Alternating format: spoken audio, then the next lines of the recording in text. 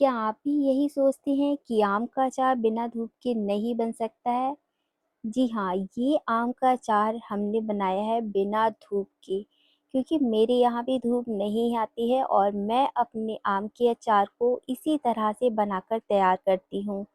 ये अचार मेरा 4 से 5 साल आराम से चल जाता है, अगर आप इसे सही तरीके से स्टोर करेंगे और इसके बनाने के तरीके को आप पूरी तरह से फ़ॉलो करेंगे।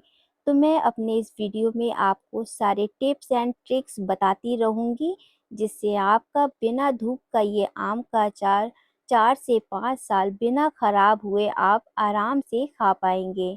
तो एक बार की मेहनत है इसे बनाने की, एक बार आप इसे बनाकर रख लीजिए और आराम से इसे सालों साल एंजॉय कीजिए। तो चलिए बनाना शुरू करते हैं। तो देखिए यहाँ पर जो है आम वो हमने पहले से ही कटवा के रख लिए थे। आप चाहें तो घर पर ही काट सकते हैं। मेरे पास काटने वाला नहीं था तो मेरे हस्बैंड मंडी से ही इसे कटवा के ले आए थे।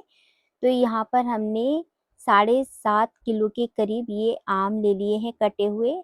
तो चलिए पहले इन्हें हमें धोना पड़ेगा, क्योंकि हमने इसे पहले ही कटवा लिया है। और अगर आप आम को घर पर ही काटते हैं तो पहले आप इसे धोकर अच्छे से सुखा लें, उसके बाद ही आप आम को काटें। तो यहाँ पर मैंने पहले ही कटवा लिए थे, जिस वजह से इसमें मिट्टी बहुत सारी हो गई है, क्योंकि बाहर कटवाते हैं तो काफ़ी मिट्टी वगैरह हो जाती है। तो बड़े से बर्तन में हमें पानी लेकर इसे अच्छे से वॉश कर लेना है। इस तरह से अगर आप वॉश करेंगे तो इसकी मिट्टी वगैरह जो है वो निकल जाएगी, और इसमें जो एक पन्नी सी लगी होती है आम की गुठली के बीच में, वो भी आप अच्छे से निकाल दीजिएगा।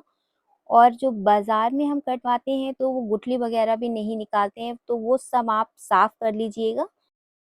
और एक बड़े से बर्तन में पानी भरकर इन सारे आमों को अच्छे से रगड़ते हुए आप सारी मिट्टी इसकी निकाल दीजिएगा, जिससे सारे आम अच्छे से साफ़ हो जाएँ। तो यहाँ पर हमने सारे आम अच्छे से साफ़ कर लिए और आप देख सकते हैं पानी काफ़ी गंदा है। तो इस तरह से हम सारे आम को अच्छे से साफ़ कर लेंगे, और क्योंकि हमने अभी इसे धो लिया है तो इसमें पानी भी हो गया है। तो यहाँ पर अब हमें आम के सारे पानी को सुखा देना है, क्योंकि इस पानी को अगर हमने नहीं सुखाया तो हमारा आम जो है वो बेकार हो जाएगा। तो यहाँ पर मैंने एक कपड़ा फैला दिया है चारपाई पे, और अब मैं इसे पंखे के नीचे रात भर के लिए सूखने के लिए डाल दूँगी। जो रात में ये करने का काम है वो ज़्यादा ईज़ी रहता है, क्योंकि रात में हम सब सो जाते हैं और उस समय हमारे आम बहुत ही ईज़िली सूख जाते हैं। तो इस तरह से मैंने सारे आम को फैला दिया था।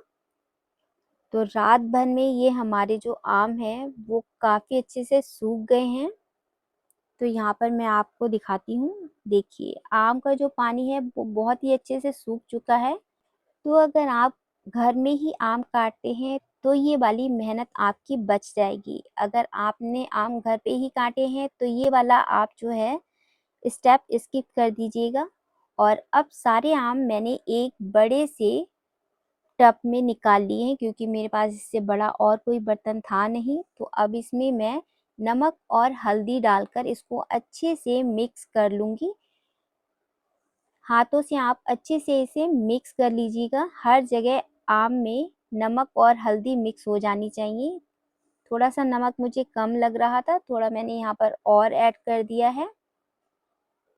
तो इस तरह से हाथों से जब आप अच्छे से मिक्स कर देंगे, उसके बाद आप इसे ढक कर किसी बर्तन या कपड़े से 1 से 2 दिन के लिए अच्छे से छोड़ दें, और बीच-बीच में ना आप इसे चलाते रहिएगा, जिससे आपका आम एक जैसा जो है सॉफ्ट हो जाएगा। और यहाँ पर अब 2 दिन हो चुके हैं इस आम को, तो मैंने इसे बीच-बीच में अच्छे से चला दिया था। तो आप देख सकते हैं इस समय मैं आपको दिखा रही हूँ बहुत सारा पानी निकला है आम से। इस पानी से हमारा जो है अचार खराब हो जाएगा, हमारा अचार सालों-साल नहीं चल पाएगा। तो इस स्टेप को आप ज़रूर से कीजिएगा। अब मैं सारे आम को निकाल लूँगी एक बड़े से बर्तन में। तो मैंने यहाँ पर आम निकाल लिया है बर्तन में, और ये आप पानी देख सकते हैं कितना सारा ये पानी निकला है। कम से कम ये 650 ग्राम पानी निकला है 7.5 किलो आम के अंदर से। ये पानी हमारे अचार को ख़राब कर सकता है, इसे हमें फेंक देना है। तो अब मैंने यहाँ पर एक कपड़ा फिर से बिछा दिया है और अब हमें इन आमों को इस तरह से, जो हमारे ये छिलका होता है, इसको हम नीचे की साइड रखेंगे और आम को ऊपर की साइड, इस तरह से हमें सारे आम फैला देने हैं, जिससे हमारा जो आम का मॉइस्चर है वो बिल्कुल भी ना रहे इसमें और आम बहुत ही अच्छी तरह से ड्राई हो जाए। तो मैं आपको दूसरे दिन दिखा रही हूँ। रात भर ये हमने आम ऐसे ही छोड़ दिए थे पंखे के नीचे और इस तरह से हमारे जो आम हैं वो बहुत ही अच्छे से सूख गए हैं। देखिए हाथों में बिल्कुल भी पानी नहीं लग रहा है। तो ये आम अब हम लेकर चलते हैं किचन में और यहाँ पर अब हमने आम रख लिए हैं उसी बर्तन में जिसमें हमने पानी निकलने के लिए आम को रखा था। तो आप देखिए बहुत ही अच्छे से ये ड्राई हो गए हैं। ये स्टेप आप अगर कर लेंगे तो आपका आम का अचार बिल्कुल भी खराब नहीं होगा बिना धूप के भी। तो यहाँ पर मैंने अब लिए हैं मसाले। तो यहाँ पर मसालों में मैंने लिया है सौंफ, थोड़ा सा धनिया, थोड़ा सा यहाँ पर हमने लिया है जीरा और अब हमें इन्हें स्लो आंच पर, जी हाँ स्लो आंच पर ही आप इन्हें भूनिएगा। बिल्कुल भी ये जलने ना पाए, बस हमें इनका हल्का सा मॉइस्चर निकालना है। तो यहाँ पर 1 से 2 मिनट के लिए आप इन्हें अच्छे से भून लीजिएगा स्लो आंच पर ही। और जब आपके ये मसाले भून जाएं तो आप एक प्लेट में इन्हें निकाल लीजिएगा। तो यहाँ पर मैं 2-3 बैचेस में मसालों को अलग अलग भूनूंगी। सारे मसाले मैं यहाँ पर एक साथ नहीं भूनूंगी क्योंकि अलग अलग ही हमें इन्हें पीसना है। तो यहाँ पर ये मैंने ले ली है पीली राई। अगर आपके पास मार्केट में मिलने वाली राई की दाल होती है तो आप ये मत भूनिएगा। तो यहाँ पर मैंने ली है साबुत पीली राई और थोड़ी सी काली वाली राई। और अब यहाँ पर हमें कुछ सेकंड के लिए इसे भी अच्छे से भून लेना है। तो जितने आपकी यहाँ पर मसाले की क्वांटिटी होगी उसी हिसाब से यहाँ पर आपको समय लगेगा इसको भूनने में। तो यहाँ पर स्लो आंच पर अच्छे से आप इसे भून लीजिएगा। ये राई बिल्कुल भी जलने मत दीजिएगा। अच्छे से इसे भूनकर ठंडा कर लेना है हमें। और अब मैंने लिया है ये मेथी दाना।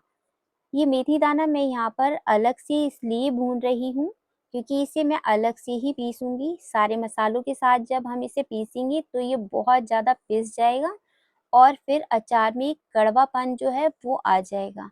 तो यहाँ पर अचार में कड़वापन ना आए इसलिए मैं इसे अलग से भूनकर ठंडा करके अलग से ही पीसूंगी। जितने मसाले हमने यहाँ पर अलग से भुने हुए हैं उन्हें मैंने यहाँ पर ठंडा कर लिया है और अब इसे हमें अलग से ही पीसना है। एक साथ मसालों को बिल्कुल भी नहीं पीसना है। तो यहाँ पर मैंने जो पहले मसाले सौंफ, धनिया, जीरा लिया था, पहले हम उन्हें पीस लेंगे। यहाँ पर आप ध्यान रखिएगा कि मसालों को आप इतना ही पीसें जितने में ये अच्छे से पिस जाएं, पर बहुत ज़्यादा बारीक ना हो इसका पाउडर। इस तरह से आपको हल्का दरदरा इसका टेक्सचर रखना है।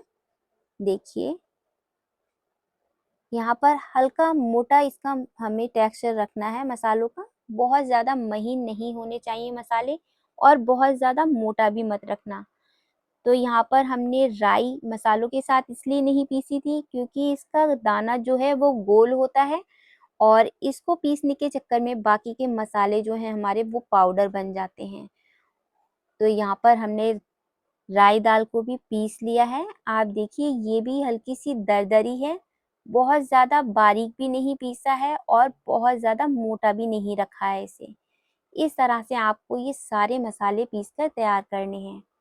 और अब मैंने एक छोटा सा जार लिया है क्योंकि हमारा मेथी दाना कम है तो छोटे जार में ही ये अच्छे से पीस पाएगा। तो यहाँ पर मैंने इसे भी पीस लिया है। बहुत ज़्यादा इसे फाइन नहीं करा है, हल्का सा ये दरदरा ही है और कुछ दाने इसमें खड़े मेथी दाने के रह गए हैं। इस तरह से ही हमें ये सारे मसाले पीस कर रखने हैं। तो बस इतने ही मसाले हमें ये भूनकर तैयार करने हैं और अब सारे मसालों को हम यहाँ पर मिक्स कर लेंगे। और ये कलौंजी है, इसे हमने बिल्कुल भी भूना नहीं है, इसे भूनना नहीं होता है, इसे हम ऐसे ही ऐड करेंगे। तो यहाँ पर ये सारे मसाले हमारे तैयार हो चुके हैं। आप चाहें तो ये मसाले ऐसे ही बनाकर स्टोर करके भी रख सकते हैं। जब चाहें अचार डालने का मन करे तब आप आराम से अचार डाल पाएंगे। तो ये अचार का मसाला हमारा बनकर बेसिकली तैयार हो गया है। बाकी के हम जो सूखे मसाले हैं वो भी बाद में ऐड करेंगे।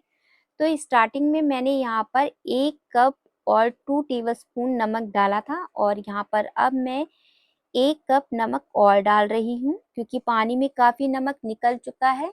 और अब थोड़ा-सा काला नमक, थोड़ी कुटी हुई लाल मिर्च, थोड़ी-सी हींग और ये कश्मीरी लाल मिर्च अच्छी कलर के लिए।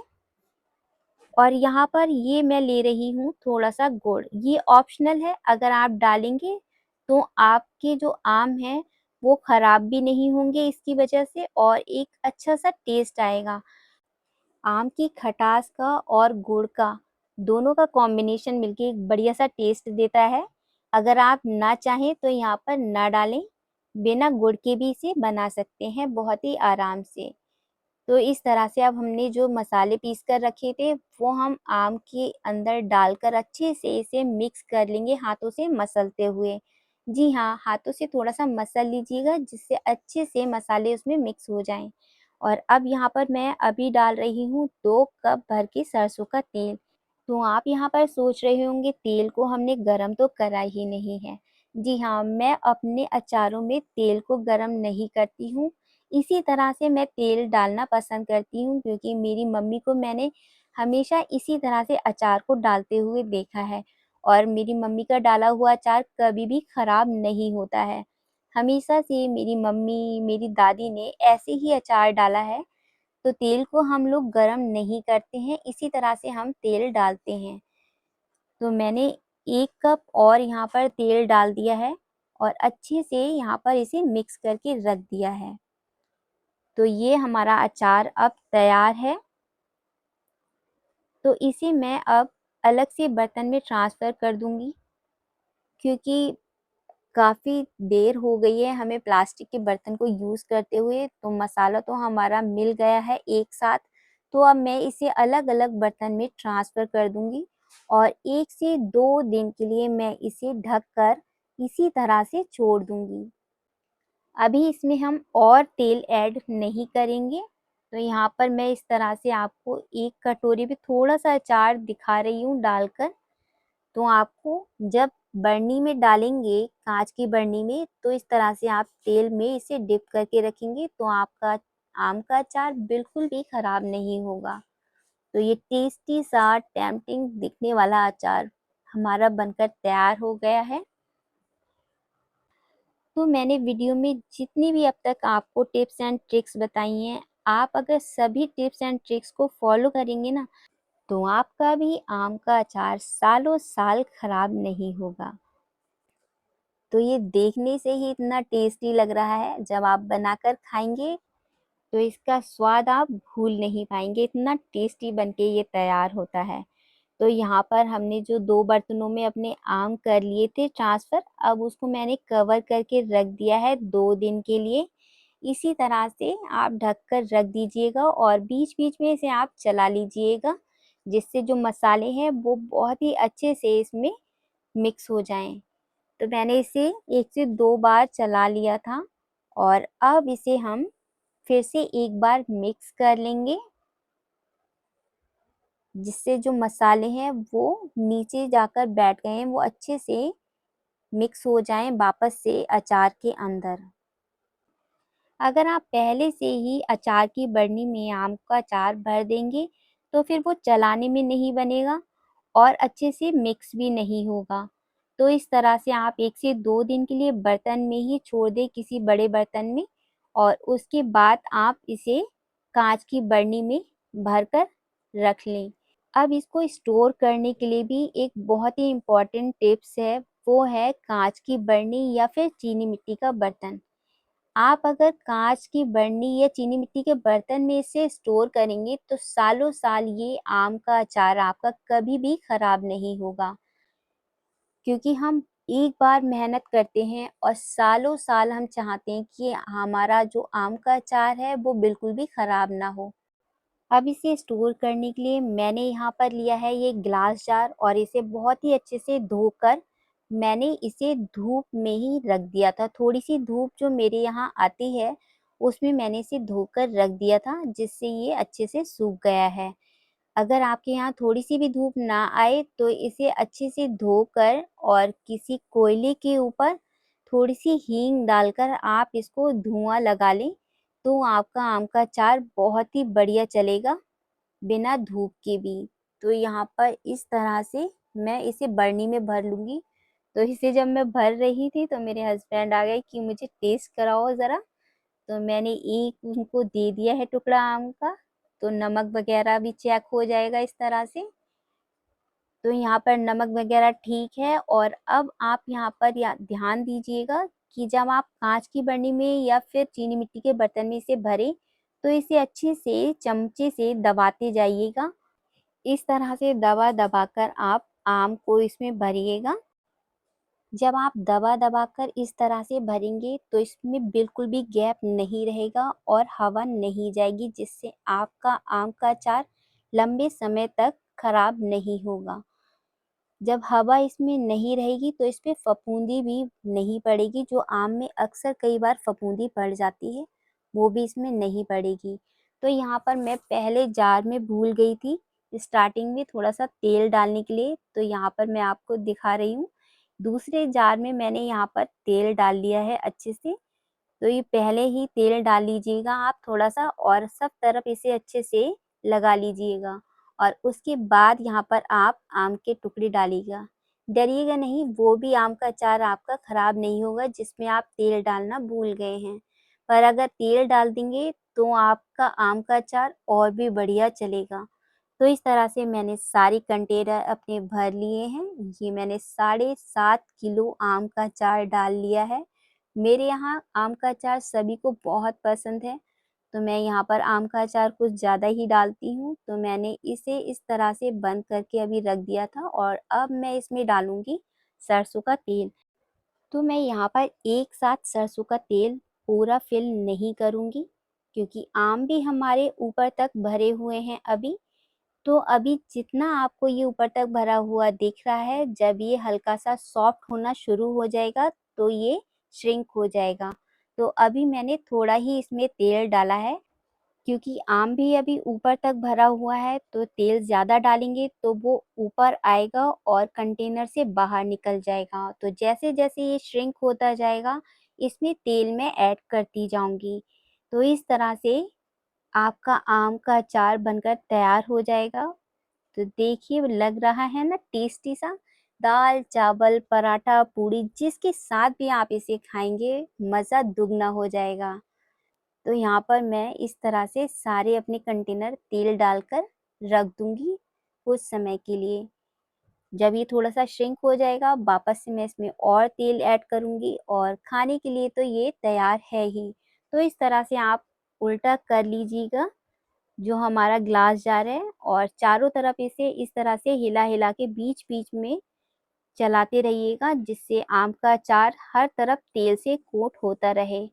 एक बार डालने के बाद आप इसे बीच-बीच में चलाते रहें, इसको चम्मच से हिलाते रहें, जिससे आम का अचार आपका कभी भी खराब नहीं होगा। तो अब बिना धूप के भी बनाइए और सालों तक एन्जॉय कीजिए इस टेस्टी से अचार को। आपको ये आम की अचार की रेसिपी कैसी लगी मुझे कमेंट्स करके ज़रूर से बताइएगा। अगर रेसिपी ज़रा सी भी पसंद आई हो तो प्लीज़ एक लाइक ज़रूर से कीजिएगा और अगर आप चैनल पर पहली बार आए हैं तो सब्सक्राइब करना मत भूलिएगा। साथ ही में जो बेल आइकन का बटन है उसे भी आप ज़रूर से दबाइएगा। अगर आप इंस्टेंट अचार बनाना चाहते हैं जो आप अभी बनाकर अभी खा सकें, तो मैं डिस्क्रिप्शन में आपको उस अचार का लिंक भी दे दूँगी। आप उस रेसिपी को भी ट्राई कीजिएगा, वो भी बहुत ही टेस्टी बनती है। वीडियो यहाँ तक देखने के लिए और अपना कीमती समय देने के लिए आप सभी का बहुत-बहुत धन्यवाद। मिलते हैं अगली रेसिपी में।